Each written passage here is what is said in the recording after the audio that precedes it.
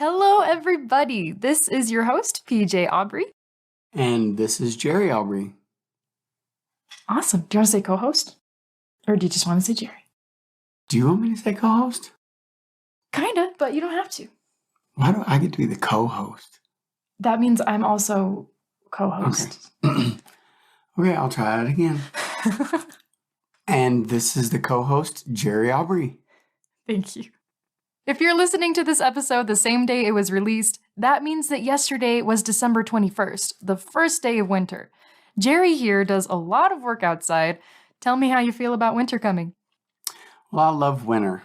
Not only is it beautiful, but it means spring is coming. Spring is my favorite season. Is that really how you feel, though? Yeah. You're not like, man, it's going to be so wet and cold, and I'm going to be putting on tire chains in the snow and... No, there is all of that. Okay. Do you want to say anything bad? Can you give me a take where you say bad stuff? Okay. Sorry.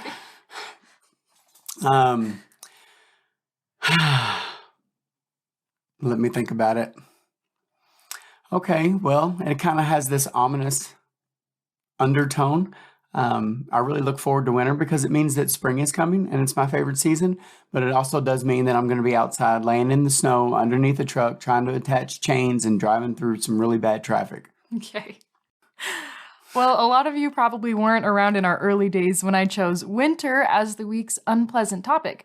In honor of winter's official arrival and the hopes of adding some warmth to your holiday, we'll be playing the winter episode for you today. Can I say something? Yeah. So if I'm your co-host, it sounds like you're doing a lot of the work. I think you should read a paragraph, and I should read a paragraph. You should read a paragraph. Okay, Just to see how it sounds. How about you read that one? Yeah. Whether you were here for our grassroots episodes or you're a newer friend of ours on Survivor's Guide to Hell, we think you may enjoy some of these trivia bits about our winter episode. This episode, which is titled Heartwarming Stories to Keep You Toasty in Frigid Times, was the very first one I recorded on a professional microphone, the one that we're using right now. Before this episode, I was using a cheap headset that I also used to teach online English in the early morning. This was our 5th episode. I hope it'll be fun for you to hear how new we sounded. Throughout the history of our show, you may have heard this voice. Hello. This is Jerry, my husband and lifelong co-host. This is the first episode he ever appeared in, and he's made guest appearances ever since. We have even bigger plans in the tube for this guy and his charming Kentucky accent. Tell me, co-host, what do you think the biggest silver lining of winter is? Well, for me, the biggest silver lining of winter is spring, when everything starts coming to life. So the biggest silver lining for winter is that soon it ends? Yes. Okay. Our last fun fact about this episode is that it was lost once upon a time. Before we switched the service that hosts our podcast, some earlier episodes were automatically deleted from podcast platforms like iTunes, Spotify, and Overcast after they'd been published for 90 days. For the first time in nearly a year, this little gem is available just in time for the winter season. Let's get rolling. Okay. Let's say that one time, both of us. Okay. Let's get rolling. Okay. Let's get rolling. Hello, everybody. Welcome to A Survivor's Guide to Hell, the podcast. I'm PJ Aubrey, here to walk you through this pessimist-friendly guide to finding the silver lining. Each week, we pick an unpleasant topic and share stories that will hopefully help you laugh, help you find a bright side, or even change your perspective on something. Thank you so much for listening. Today, our unpleasant topic is... winter. If those chilly days and overcast skies have a way of bringing you down, you'll want to stay tuned for your next pick-me-up.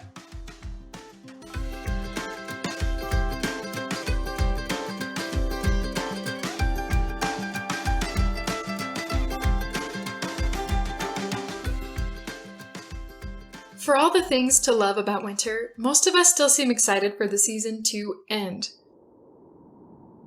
We love our hot chocolate. We love the way snow sparkles. Some of us still love to sled down a hill or build a snowman. But we don't like driving on the icy roads. We don't like sliding out of our toasty covers in the early morning and immediately icing over in our cold houses. We don't like shoveling our sidewalks under threat of city ordinance violations. Even those that live in balmy climates may feel their businesses slowing down, or cringe when drawing a blank about what their spouse's Christmas present should be. However, winter has a funny, heartwarming way of bringing out the best in some of us. Maybe it's the holidays, or perhaps the bitter cold forces us to be more deliberate about being good. Either way, some of the best stories grow straight from the frozen beds of the winter season. We've hand-selected a few of these winter stories for you today. Listen to discover how icicles may just be good for your garden, how a crowd of questionable snowmen appeared in Brussels during the brutal winter of 1511, and how a broken-down car on a frosty day became one of the favorite memories of an impoverished teen. As you listen to these winter stories, I highly recommend leaning back in your favorite blanket, breathing deep, and sipping some hot chocolate.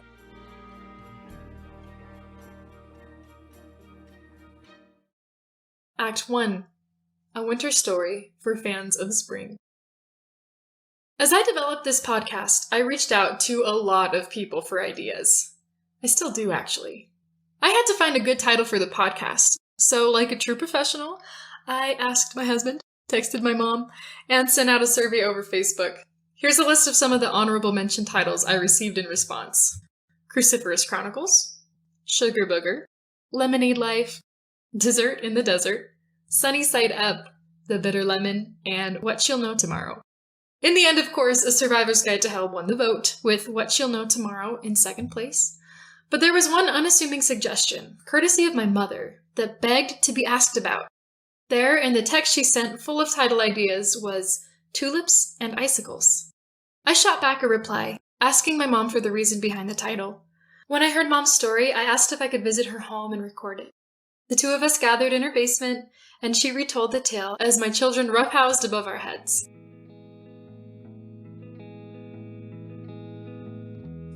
Okay, so winters in Utah are already pretty difficult because of the air quality.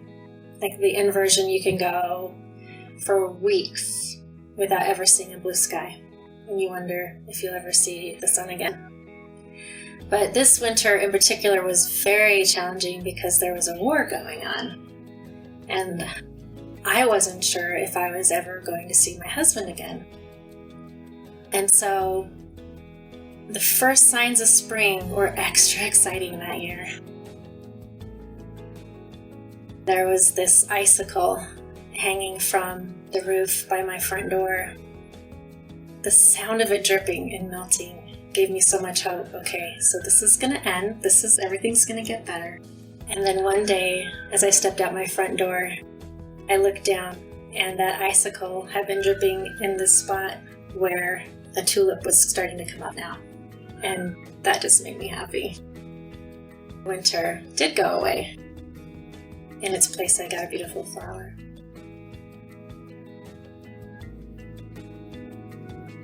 I was impacted by Mom's story. It led me to think how strange it was that ice, one of plants' most damaging enemies, is made 100% of what plants need most: water. Have you felt the ice yourself? Not the real stuff, but those cold, frigid spikes that break into your life and puncture your spirit. Could it be that those icy times are made of the very same stuff that nourishes what you are? I've experienced this principle very recently. 2020 was a difficult year for our family, even if you excluded politics and pandemics. My husband Jerry was subject to lengthy unemployment and a couple mini-strokes. Despite the groundwork of savings we've been growing, we both ended up battling menacing financial troubles, in addition to other hardships that are beyond my ability to describe. These trials mixed together, running over each other and freezing to one another, until a long, icy claw felt like it was growing where my heart should have been. And what came of it all? While my husband and I are still waiting for resolutions to many of these issues, we now find that we are still alive. We've survived everything so far, and expect to continue to do so. The fastest, most exciting evolution in my writing career, including the podcast that you're listening to right now, has been born from the ice melt of these hardships. I hate to sound cliche, but I feel so alive.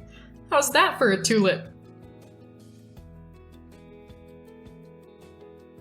I hope you have the chance to feel the same way. You've had your share of hard times, and odds are you've got real difficulties in your life right now but you've survived everything so far. Maybe it's worth asking yourself, what kind of flowers will bloom from this pain? Act 2. Frosty the Snowman, meet Winter of Death. Our next story brings us back in time and over oceans, right to historic Italy. In 1549 Italy, something was happening to one of Michelangelo's sculptures that almost never happens to Michelangelo's sculptures. It was starting to be forgotten. Yes, we're talking the Michelangelo. You know, the Sistine Chapel guy, the one with the paintings and sculptures worth several $100 million. That is, of course, if you can put a price on them at all. That Michelangelo was commissioned to craft a sculpture right in the courtyard of Italy's most powerful ruler of the time, Piero de' Medici. Not long after the sculpture's completion, and in broad daylight, the art was destroyed. Thoroughly, might I add. There is no record of anyone even attempting to stop the destruction, and without any visual record of the statue's appearance, an original Michelangelo was forever lost. You'll never get to see it! Not ever! Neither will I, and maybe that bothers me more than it should. Art critic Théophile Gautier, however, was present to behold the piece, and later wrote, "It is not the first time that great artists deign to scope this Carrara marble that descends from the sky onto the earth in sparkling powder." What did Théophile mean? Well, Michelangelo's palace courtyard creation was a snowman. As a Michelangelo fan, I'd be willing to bet it was the coolest damn snowman ever created. But now it has gone the way of the raindrop, and most people don't even know about it. It turns out snowmen have a much richer history than we think. They weren't always kitschy movie stars, dollar store Christmas ornaments, and children's artwork. Sometimes, snowmen were Michelangelos, legitimate political figures, and more. Author Bob Eckstein uncovered the first recorded instance of a snowman from the Book of Hours, a Christian devotional book from 1380. Eckstein would write of this discovery in his book, The Illustrated History of the Snowman, and include other historical tidbits that will never let you look at Frosty the same. Take the winter story of Brussels, Belgium, for example. It was 1511, during a time called the Winter of Death. The cold was long and brutal, the food was scarce, and the city was rife with attacks from their violently terrible neighbors. For 6 straight weeks, the temperature stayed below freezing, which was unusual. In the midst of such misery, the Brussels government encouraged a strange new festival that incorporated snowmen. Lots and lots of snowmen. Citizens were prompted to freckle the place with their icy creations, which included depictions of biblical characters, village idiots, public figures, pornographic scenes, and many other themes. Eckstein wrote, "These snow sculptures represented the public's fears and frustrations." Though the sculptures were often edgy or condescending, I'm still impressed with the people of Brussels. Often, when a group seeks an outlet for significant fears and pains, blood is shed. Damage is done. But in that 1511 Belgian festival, snowmen were made. And that was that. Nowadays, you'll rarely see a pornographic Frosty, knock on wood. However, us 20th century folks still have our fun. In 2015, a small Japanese city took the world record for amount of snowmen made in 1 hour, with a mob of 1,585 3-foot snowmen to show for it. And in 2020, Austria broke the record for world's tallest snowman by building one that was nearly 9 stories high. To give you an idea of its size, think of this. The snowman's hat alone was taller than 3 grown men. Both record-breaking events required a lot of teamwork. And if there's enough whimsy in the world for people to team up and build a 9-story snowman, create a snowman crowd, or circumvent riots with a snowman festival, then I'd say there's still plenty of hope for humankind. For our final winter story, I need to introduce you to someone we may be spending a lot of time with. I've dropped his name before, but it's time you officially meet. His name is Jerry, though he prefers to go by Boo Boo. He's got blonde hair, an auburn beard that's sexy in the summer and reminiscent of a caveman's in the winter. He can build nearly anything that will fit in a garage. He likes to belt out old country music while he cooks bacon. He does all the kids' haircuts himself, even our daughters on occasion. And he is the master of dad jokes. which we now call parent jokes after I made a mom joke about how sexist the term dad jokes is. You following? Boo Boo is my husband, my lifelong co-host. Most people who meet him will only see the things I just described to you, and perhaps catch rare glimpses of the troubled childhood he carries with him. These glimpses can be shocking, depressing, but occasionally they'll surprise me by warming my heart. One glimpse in particular had impressed me, so I sat him down in front of a microphone. There, huddled in my office, I started by asking Jerry how old he was at the time of the story. I think I was right at 16 years old. I was in high school. You told me that your childhood around this time was pretty rough. Could you give us an idea of what made it difficult? Just a lot of jail, drugs, abuse, that kind of thing. How was home life? I think I may have been homeless at the time, just staying with friends, not on the street. This sounded familiar to me. I knew that as a teen, he chose to stop living with either of his parents.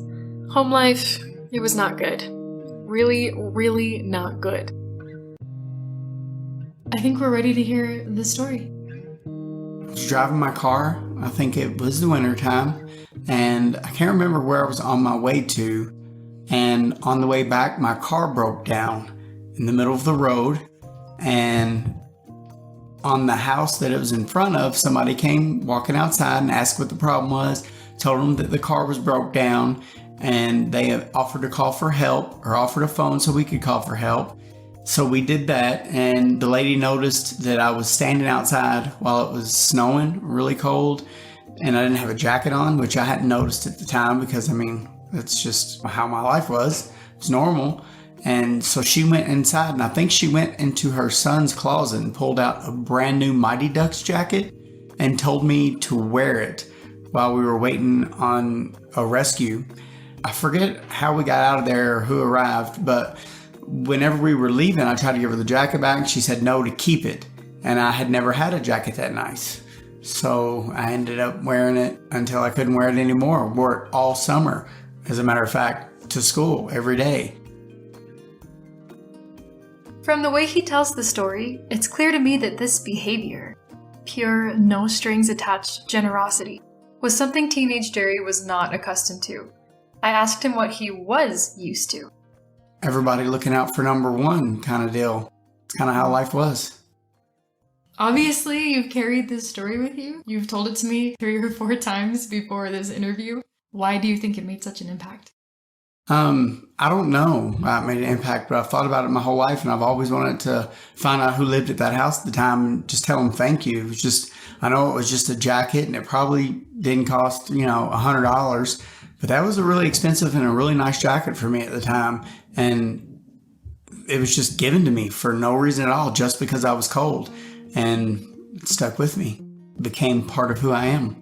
Well, on the really small chance that person is listening, I guess Jerry would like to say thank you. Thank you. At times before this interview, when he was retelling the story, Boo Boo would add something like, I want to do that for somebody else. Sometimes the story would even cause a chain of memories. He once told me about a program in one of the towns he lived in. Poor dental health is infamous where Jerry grew up in Kentucky. And one of the local government buildings was hosting a service where dentists gave free care to low-income residents. Nothing fancy was involved, no gold caps or implants here, but someone could at least get a rotting tooth pulled. Jerry had been very aware of his smile since he was young. He was 7 years old, in fact, when he biked directly into a parked car and chipped off most of his front tooth. All through childhood and well into high school, Jerry had carried this conspicuous gap in his teeth. His parents couldn't afford to fix it, and for years, he was afraid to smile. He was afraid to even talk to new people. Young Jerry knew that a mouth like his was an iconic symbol for trailer trash, and his confidence was shot. Every new interaction was an exercise in anxiety. So there Jerry was, leaning back in a dentist chair many years after cracking his tooth. He knew that tooth wouldn't be treated, but he still wouldn't turn down a free cavity filling. When the dentist had finished cleaning his mouth and checking his chompers, Jerry was instructed to stay in his chair. The dentist stepped behind a nearby curtain and told another volunteer, I just can't let the kid go like that.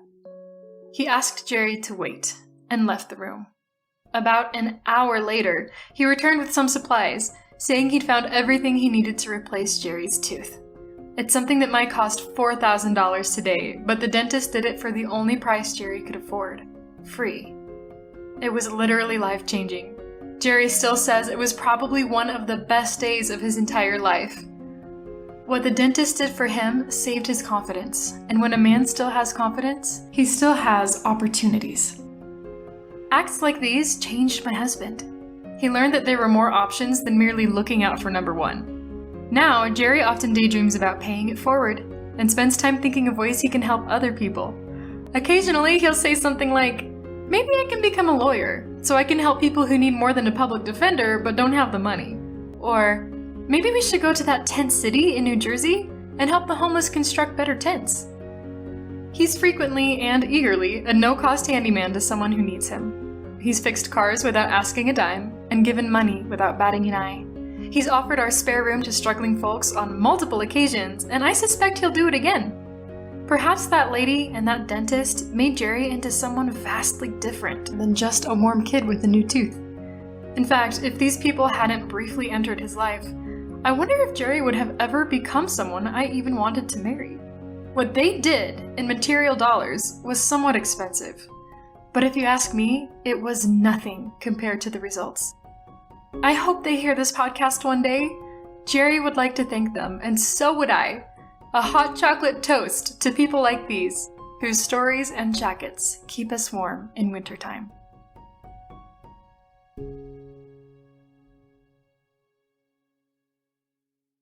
Between the tulips, the snowmen, and the jackets, I hope you found a reason to be touched, intrigued, or even just amused by the winter season. Now it's time for your weekly challenge. I'm going to give you 2 options this week. Pick your favorite! Option 1, if there's still snow where you are, build a snowman! Put some heart into it! Option 2, think about the pains you're experiencing in your life. Consider what kind of blessings may grow from them. Feel free to share your answers on the comments of our website, www.survivorsguidetohell.com, or on our Facebook page. This is a podcast version of our sister production, A Survivor's Guide to Hell, the blog. This podcast gives you a way to access our content when you're driving, cleaning house, or building a snowman. But if you'd like to see the videos and pictures that often accompany our posts, like what 1,500 snowmen look like, check out our website at www.survivorsguidetohell.com. where you'll also find much more information, including our storytelling code of ethics. We're always looking for cool news stories. If you have something to share, please visit our site and drop us a line. And remember, if you liked this episode, please subscribe on Apple Podcast, Spotify, or YouTube. We'd like to thank Zapsplat, Rainy Holidays, Scott Holmes Music, Happy Holidays, Vortex, and Starling for some of the sounds in this week's audio. Another thanks to Rosemary Jarman and Jerry Aubrey for their stories. Rosemary has her own blog. If you'd like to hear more from her, please visit this post on our website. You'll find the link there. And Jerry, if you're listening to this, that means it's Monday and you're back at the shop. Happy Monday, babe. Thanks for working so hard for our family. One last thought before our cheesy joke. If you feel like this podcast sounds better than usual, it's because one of our supporters has donated professional recording equipment to our podcast. Thank you, Howell Family Trust, for your generosity. We'd also like to thank Jimmy Armstrong for his contribution. If any more of our listeners would like to help with the other costs of hosting a podcast, please visit our support page to see how you can contribute. Thank you. Last but not least, our cheesy joke of the week. What did the snowman's hat say to the scarf? You hang around. I'll go on ahead. Thank you, and have an excellent Monday.